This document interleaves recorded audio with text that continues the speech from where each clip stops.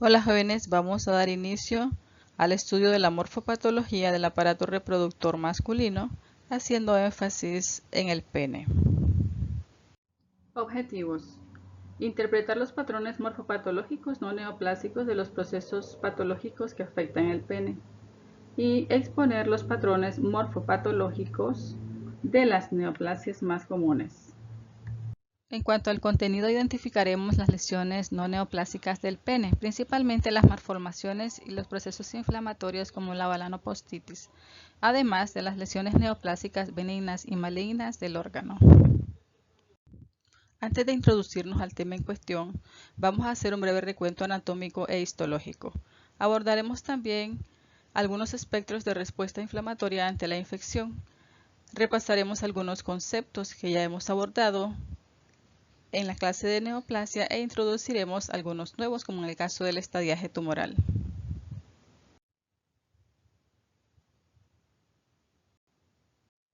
El aparato reproductor masculino se encuentra conformado por ambos testículos, los conductos deferentes, las glándulas sexuales accesorias que incluyen las vesículas seminales, la próstata y los órganos sexuales externos, entre los cuales tenemos el pene y el escroto. A nivel del pene también encontramos las glándulas accesorias bulbouretrales. El pene, por su parte, es el órgano de la micción y la copulación. Se encuentra por delante de la sínfisis del pubis y se encuentra unido a través de la misma por medio de los ligamentos suspensorios.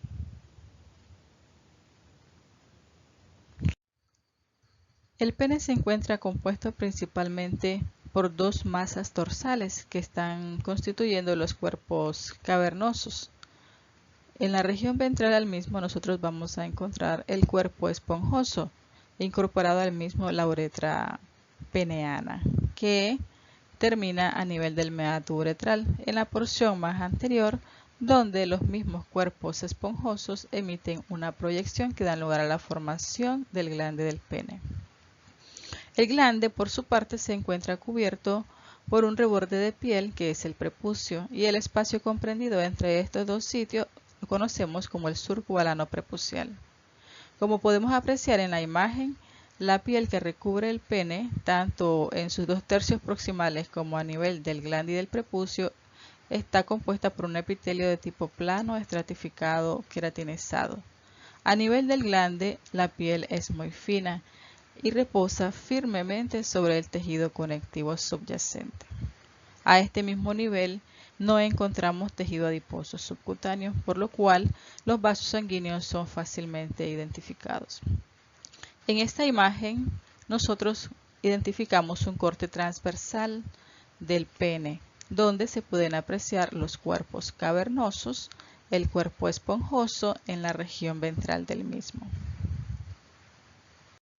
En los espectros de respuesta inflamatoria ante la infección, por ustedes es conocido que existe tanto la inflamación aguda como la crónica. Entonces, en el primer caso tenemos el patrón supurativo o purulento, que es un ejemplo de inflamación aguda, donde los principales agentes causales se encuentran relacionados con las infecciones de tipo bacteriana, aunque sabemos que no son los únicos causales. El mecanismo principal está asociado con el aumento de la permeabilidad vascular y las células que van a predominar son los neutrófilos como parte de la inflamación. Algunos ejemplos de ello son la neumonía y los abscesos. Otro patrón inflamatorio es el granulomatoso. En este patrón granulomatoso, pues muy bien sabemos que es un patrón de respuesta inflamatoria clónica bastante específica, donde las células involucradas son los macrófagos epitelioides. Estos también pueden relacionarse con las células plasmáticas y los linfocitos. Como ejemplo de ello tenemos la tuberculosis y la sífilis. Un tercer patrón que ustedes ya conocen es el patrón inflamatorio crónico con cicatrización. En este caso, muy bien sabemos que como parte de las características de la inflamación crónica, los intentos de reparación tienen que estar presentes para que pueda ser parte de este patrón, pero cuando el estímulo persiste y se genera un daño mayor y a repetición, progresa más que a intentos de reparación a fibrosis. Un ejemplo de ello sería la hepatitis crónica producida por los virus de la hepatitis C, que pueden evolucionar a cirrosis hepática. Un cuarto patrón que no es muy conocido por ustedes es el denominado de reacción citoproliferativo y citopático, que puede ser secundario a infecciones virales, donde se genera una proliferación epitelial, además de necrosis y cambios nucleares y citoplasmáticos relacionados con las inclusiones virales. Algunos virus, como el de la varicela, el del herpes y el VPH, son frecuentemente relacionados con estos patrones. Y la necrosis tisular como un último patrón, donde los patógenos involucrados liberan potentes toxinas que producen lesión importante a nivel tisular. La respuesta inflamatoria en estos casos va a estar muy escasa o ausente. En el caso de la gangrena por Clostridium perfringens y en la hepatitis podemos identificar un patrón semejante. Identificamos algunos ejemplos de espectros de respuesta inflamatoria, como en el caso del patrón supurativo purulento, donde las células que predominan son los neutrófilos, que son los propios de la respuesta inflamatoria aguda, acompañado de algunos cistiocitos espumosos que podrían también estar presentes. En el patrón inflamatorio granulomatoso mononuclear, los predominantes son los cistiocitos epitelioides asociados con variable cantidad de linfocitos y células plasmáticas. Pueden o no asociarse a la presencia de células gigantes multinucleadas. Estas están señaladas por las flechas y necrosis focal. Recordemos que los granulomas pueden tener o no necrosis. En el patrón de reacción citopático-citoproliferativo existe una hiperplasia epitelial asociada a variables anomalías nucleares y citoplasmáticas secundarias a las inclusiones virales. En este caso podemos apreciar vacuolización citoplasmática clara. En la necrosis tisular existe una pérdida de la arquitectura tisular del tejido y una pérdida del núcleo y un aumento de la eosinofilia citoplasmática. En la inflamación crónica con cicatrización, como en esta imagen que identificamos una mucosa vesical, está la presencia de numerosos huevos de schistosoma como parte del estímulo persistente y una extensa fibrosis asociada a variable inflamación crónica. Para introducirnos un poco al tema de las neoplasias, es importante recordar que las células normales generalmente poseen una relación núcleo-citoplasma 1:4:1:6, o sea que el núcleo es de 4 a 6 veces más pequeño en comparación a la dimensión total de la célula. Esta relación se pierde en la célula neoplásica, de tal forma que esta relación se vuelve casi 1:1. O sea que el núcleo puede ser tan grande como la dimensión total de la célula y se acompaña de algunas anomalías citológicas como por ejemplo pleomorfismo, multinucleación, hipercromasia. Encontramos también otros cambios que tienen una cierta relación, como en el caso de la hiperplasia, que es el aumento en el volumen de un órgano por aumento en el número de células. Existe la hiperplasia fisiológica y la patológica. La patológica es la que tiene mayor riesgo de evolucionar hacia un carcinoma. La displasia se conoce como un crecimiento desorganizado de un tejido, en este caso el tejido epitelial, donde existen alteraciones estructurales como pérdida de la polaridad, o sea, están desorganizadas, y alteraciones citológicas como aumento en la relación núcleo-citoplasma, hipercromasia, mitosis, atípicas en localizaciones anormales, como por ejemplo por arriba del estrato basal. En el carcinoma in situ, estas características ya mencionadas afectan todo el grosor epitelial, pero respetan la membrana basal. En el carcinoma invasor, las células ya han roto la membrana basal y se encuentran invadiendo el tejido conectivo subyacente.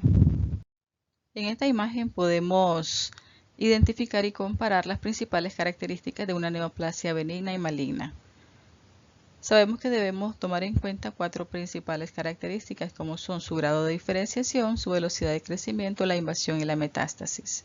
En el caso de las neoplasias benignas, sabemos que la diferenciación siempre está presente, son neoplasias bien diferenciadas, son lentas y progresivas en cuanto a su velocidad de crecimiento, sus bordes son bien delimitados, no invaden ni hacen metástasis. Las malignas, por su parte, pueden variar en cuanto a su grado de diferenciación, desde bien diferenciadas hasta poco diferenciadas e indiferenciadas o anaplásicas, que es el extremo de la diferenciación y totalmente opuesto a las neoplasias bien diferenciadas. Su crecimiento, su velocidad de crecimiento generalmente es errática, si hacen invasión y también hacen metástasis. Con respecto al grado tumoral, en el grado tumoral nosotros valoramos el grado de diferenciación de una neoplasia maligna. Aquí tomamos en cuenta varios parámetros. Pues en cuanto a la diferenciación, sabemos pues que es el grado, ¿verdad?, del parecido que tiene tanto estructural como funcionalmente la neoplasia con respecto al tejido de donde ésta se está originando. Tomamos en cuenta entonces este aspecto, pero también debemos considerar la presencia de necrosis y mitosis atípica. En cada órgano existirá una variación en cuanto a los parámetros que se tomen en cuenta para valorar esta diferenciación. En las imágenes podemos observar un carcinoma de células escamosas bien diferenciado, moderadamente diferenciado y poco diferenciado. En la parte superior podemos identificar un epitelio escamoso de una piel normal que tiene mucha semejanza con la neoplasia maligna que se encuentra bien diferenciada. Continuando con el grado de diferenciación, en estas imágenes tenemos dos neoplasias malignas totalmente opuestas. En la imagen de la izquierda, que es la que estoy señalando, tenemos un carcinoma de células escamosas bien diferenciado. Aquí podemos apreciar que las células, como en el caso de los carcinomas de células escamosas, conservan sus puentes epiteliales, producen queratina y recuerdan mucho al tejido epitelial escamoso. La imagen de la derecha es una neoplasia indiferenciada o anaplásica. Aquí podemos visualizar algunos aspectos, como por ejemplo la alta relación núcleo-citoplasma, la hipercromasia nuclear, la multinucleación, el pleomorfismo. La estadificación de los cánceres sólidos depende del TNM. En el caso de patología, nosotros le anteponemos la letra P minúscula a las siglas previamente mencionadas. Esto se los comento porque también existe un TNM clínico, al cual se le antepone la letra C minúscula. En ambos, el significado de cada una de estas siglas refiere lo mismo. El T, por su lado, indica la presencia del tumor primario en cuanto a su tamaño o bien su profundidad de invasión.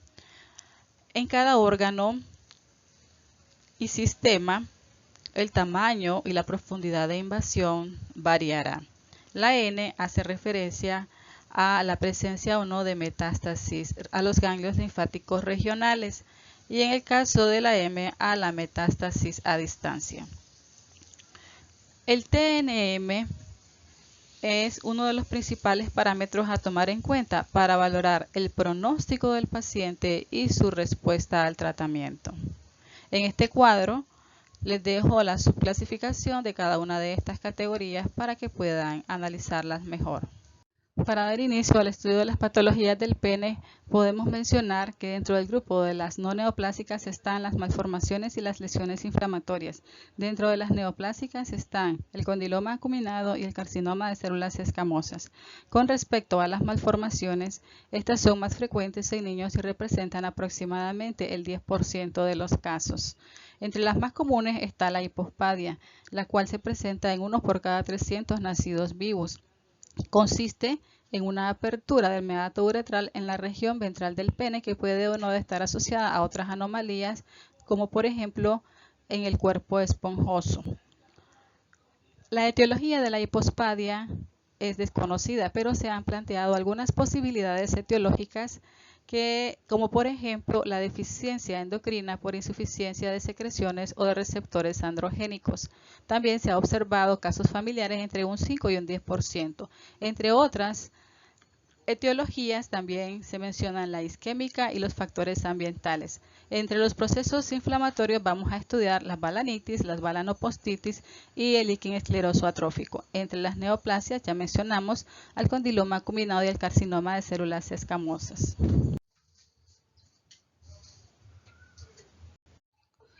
La balanopostitis es una infección del glande y del prepucio del pene. En el caso de los adultos no circuncidados, la causa más común se encuentra relacionada con un déficit en la higiene local. Es común encontrarla en pacientes diabéticos.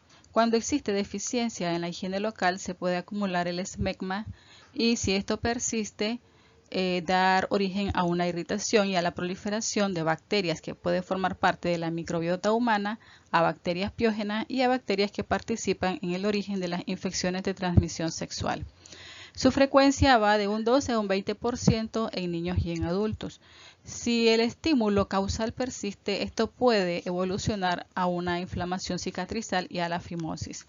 La fimosis es relativamente común en los niños, pero es fisiológica. A los 5 años se supone que la mayoría de los niños ya deben experimentar una retracción del prepucio adecuadamente.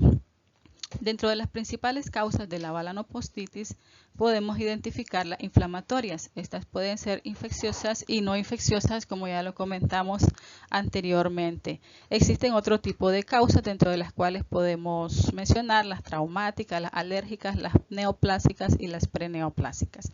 En la imagen superior podemos identificar la imagen de un pene con una balanopostitis por cándida en un paciente diabético. En el siguiente recuadro podemos identificar causas inespecíficas y específicas de balanopostitis. Aquí podemos mencionar la presencia de cándidas como un hallazgo frecuente, sobre todo en pacientes diabéticos, la presencia de bacterias piógenas como estreptococos y estafilococos, así como bacterias que forman parte de la microbiota del pene. Entre las causas específicas y asociadas a infecciones de transmisión sexual está la clamidia y la gonorrea.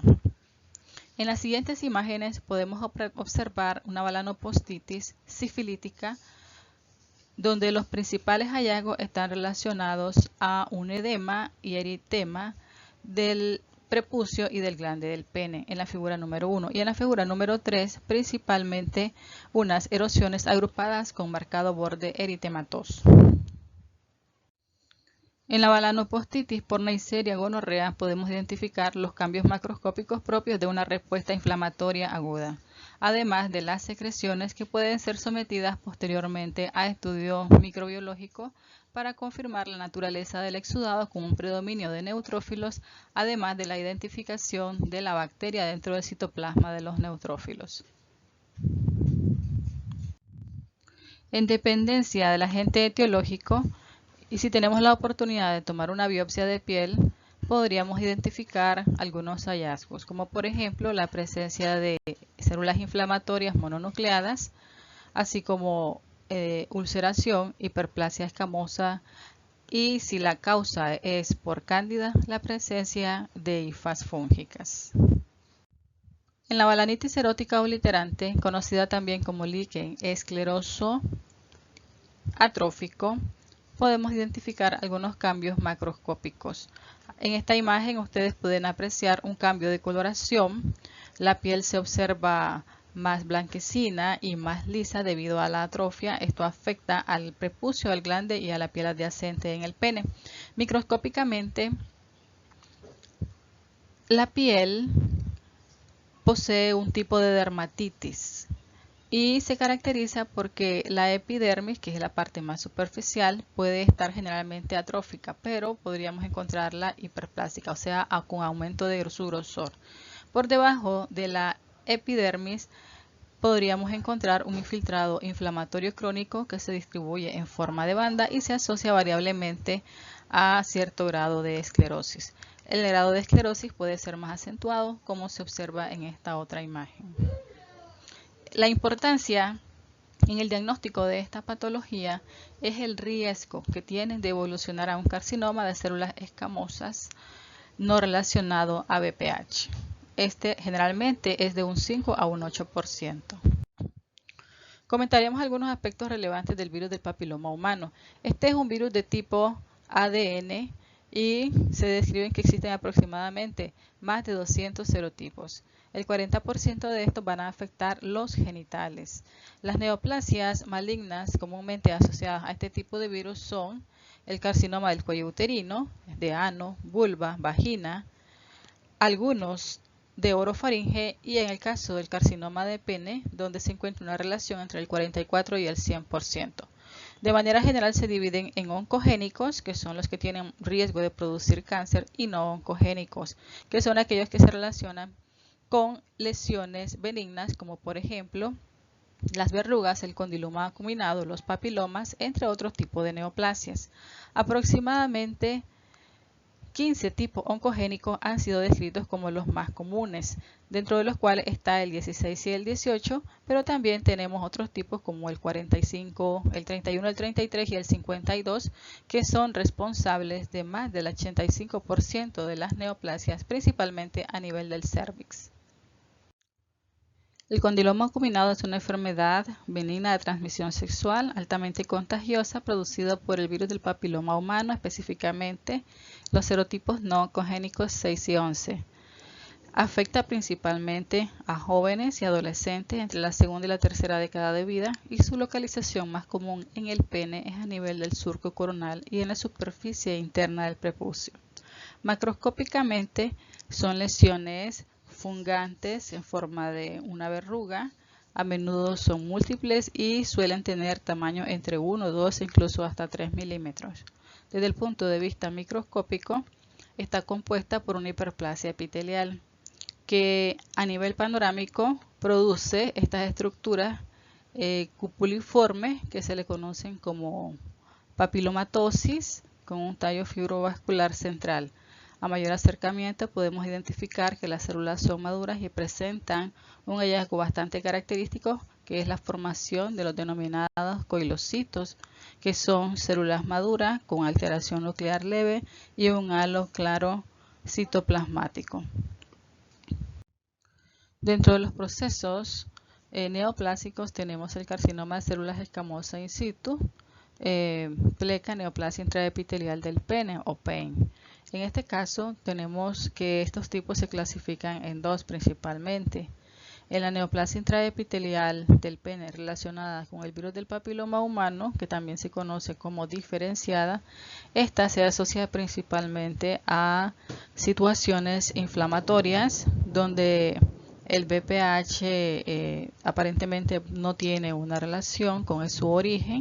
Dentro de estas encontramos la balanitis serótica obliterante o líquen escleroso atrófico.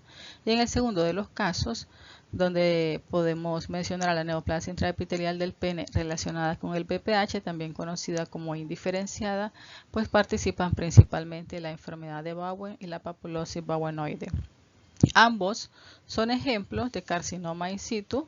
Recordemos que en el carcinoma in situ el crecimiento desorganizado y las anomalías citológicas previamente descritas se encuentran comprometiendo el grosor del epitelio, pero aún respetan la integridad de la membrana basal. A través del siguiente cuadro podemos comparar ambos tipos de carcinoma in situ.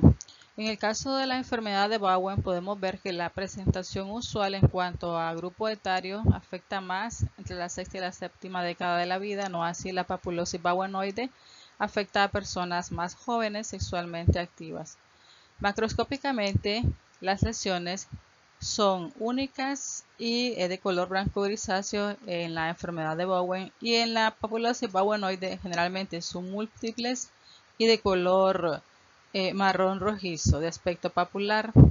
En cuanto a la evolución hacia carcinoma de células escamosas, vemos que este riesgo se encuentra presente hasta en un 10 a 30% en la enfermedad de Bowen, no así en la papulosis bowenoide, donde se ha reportado incluso hasta regresión espontánea.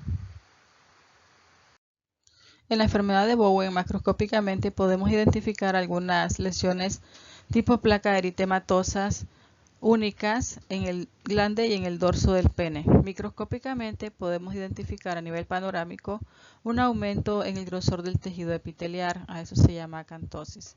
A mayor acercamiento podemos valorar principalmente la pérdida de la polaridad, en este caso decimos que el epitelio se encuentra desorganizado, la hipercromasia en la mayoría de las células y otros hallazgos como por ejemplo la presencia de mitosis anormales, la presencia de disqueratocitos, células multinucleadas. En la papulosis bowenoide, la neoplasia a nivel microscópico se caracteriza por presentar un mayor grado de diferenciación. Nos recuerda más la histología normal del tejido, sin embargo, se logran reconocer algunas características con atipia significativa, entre las cuales tenemos el aumento en la relación núcleo-citoplasma, la hipercromasia, los disqueratocitos, las mitosis atípicas. Macroscópicamente podemos identificar como en esta imagen se visualizan algunas placas blanquecinas múltiples que se encuentran ausentes en esta otra imagen de la derecha, producto de la regresión espontánea de la enfermedad. El carcinoma invasivo de células escamosas es una neoplasia maligna de origen epitelial. Deriva prácticamente del epitelio del glande, del epitelio del prepucio. Ya sabemos que es de tipo plano estratificado queratinizado. La característica de este es que ya ha roto la membrana basal y se encuentra infiltrando en el tejido conectivo subyacente con mayor capacidad de metástasis a distancia, puesto que a este nivel también puede permear los vasos sanguíneos y los vasos linfáticos. La edad de presentación más común es a los 70 años. Y en cuanto a su prevalencia, decimos que es relativamente infrecuente en los Estados Unidos, puede ser 1 o menos del 1%. Sin embargo, a nivel mundial existen algunas regiones donde puede ser relativamente mayor su prevalencia, que puede ir desde un 10 hasta un 20%, principalmente en África y América del Sur. Algunos factores de riesgo que pueden estar relacionados a esta enfermedad, como podemos observar en la imagen, se relacionan principalmente a la presencia del virus del VPH, donde los serotipos 16 y 18 vienen siendo los serotipos oncogénicos más frecuentes, al igual que en las neoplasias precursoras. En la patogénesis del carcinoma de células escamosas del pene relacionado al VPH oncogénico juegan un papel muy importante las proteínas E6 y E7 del virus en la transformación e inmortalización de las mismas. El E6 va a favorecer la expresión aumentada de la telomerasa. La telomerasa es una proteína con acción enzimática que promueve el mantenimiento y el elongamiento de los telómeros en las células neoplásicas. En las células somáticas normales, el telómero se define como una secuencia repetitiva de ADN no codificante que se va a ir acortando progresivamente en la medida que las células entran al ciclo celular. De manera general, está descrito que la célula puede realizar hasta 70 divisiones celulares. Después de esto, el telómero ya acortado promueve que la célula entre a un estado de senescencia. En el caso de las células neoplásicas, por la influencia de esta enzima, las células podrán continuar dividiéndose. Por otro lado, la E6 provoca un bloqueo del P53. El TP53 es un gen supresor tumoral. Normalmente existen 4 grandes grupos de genes que promueven a nivel celular distintas funciones. Están los protooncogenes que promueven la proliferación y la diferenciación celular, los genes supresores tumorales, los genes que regulan el ciclo celular y los genes que promueven la reparación del ADN. El TP53 juega un papel muy importante durante el ciclo celular en los puntos de control entre G1 y S y entre G2 y M, o sea, entre la fase presintética y sintética, entre la fase premitótica y mitótica. Cuando durante el ciclo celular la célula porta un daño en el ADN, el TP53 es capaz de identificarlo y promover la codificación de genes que reparan el ADN, y si el ADN no es reparado, entonces promover la codificación de genes que favorecen la muerte celular mediante apoptosis. Si el TP53 se encuentra bloqueado por esta proteína, no va a poder ejercer ninguno de estos efectos y la célula con un daño en el ADN va a pasar fácilmente de G1 a S. Más adelante, favoreciendo la transformación neoplásica y la formación de un tumor. En el caso de la proteína E7, esta lo que hace es bloquear al P21 y al gen RB. El P21 y el RB son genes que también participan en los puntos de control del ciclo celular y son genes supresores tumorales. El P21 normalmente inhibe la función de la sinasa dependiente de ciclina que fosforilan al gen del retinoblastoma y al hiperfosforilarlo lo inactivan. Esto quiere decir que el gen RB en su estado activo él se encuentra hipofosforilado. Al estar hipofosforilado, él va a ejercer su efecto en los puntos de control, evitando que las células normalmente con un daño en el ADN progresen de G1 a S. Entonces, de esta manera nosotros podemos observar cómo estas alteraciones pueden provocar la inmortalización y el aumento de la proliferación celular y mayor inestabilidad genómica a nivel celular. El carcinoma de células escamosas invasivo desde el punto de vista macroscópico puede tener una variedad de presentaciones, pero la forma más común es la forma exofítica, como podemos observar a nivel de esta imagen. En cuanto a su localización, más común es el glande hasta en el 50% de los casos, seguido por el prepucio y el surco balano prepucial. En esta imagen podemos identificar una lesión exofítica extensamente ulcerada que involucra el glande y el prepucio del pene. De hecho, ya no se identifican adecuadamente. En esta otra imagen macroscópica, donde se ha realizado un corte longitudinal, podemos reconocer el glande, el surco balano prepucial, y a este nivel, precisamente a nivel del surco balano prepucial, es donde se encuentra la neoplasia que ya muestra invasión a la estroma subyacente, tanto a nivel del glande como a nivel del prepucio. La clasificación microscópica del carcinoma de células escamosas a nivel del pene, de acuerdo a la Organización Mundial de la Salud en el 2016, lo ha dividido en dos grandes grupos: el que se encuentra relacionado al BPH y el que no se encuentra relacionado al BPH. Recordemos que este último está íntimamente vinculado a procesos inflamatorios, como en el caso del líquen escleroso atrófico. El grado de diferenciación del carcinoma de células escamosas puede ir desde bien diferenciado, donde identificamos con facilidad la queratinización de las células, hasta poco diferenciado, donde las células muestran menor grado de queratinización, mayor desorganización y mayor atipia citológica. Podemos además identificar mitosis atípica dentro de este contexto. En cada uno de estos recuadros podemos observar la clasificación de los dos grupos del carcinoma de células escamosas.